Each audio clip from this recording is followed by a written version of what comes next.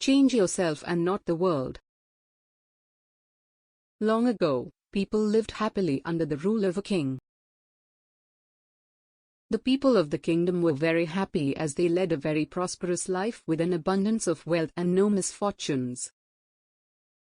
Once, the king decided to go visiting places of historical importance and pilgrim centers at distant places.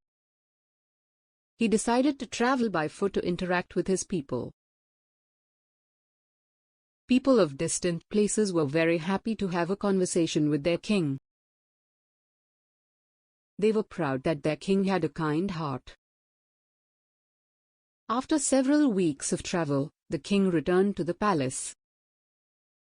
He was quite happy that he had visited many pilgrim centers and witnessed his people leading a prosperous life. However, he had one regret. He had intolerable pain in his feet as it was his first trip by foot covering a long distance. He complained to his ministers that the roads weren't comfortable and that they were very stony. He could not tolerate the pain. He said that he was very much worried about the people who had to walk along those roads as it would be painful for them too.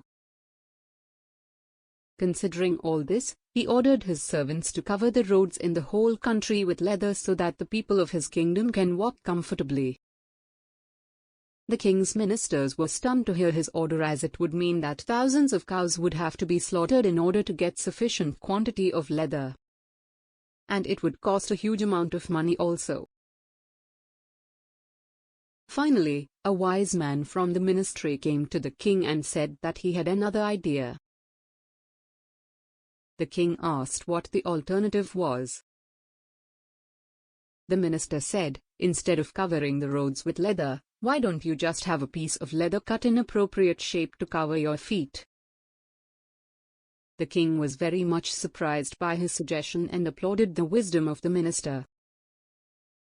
He ordered a pair of leather shoes for himself and requested all his countrymen also to wear shoes.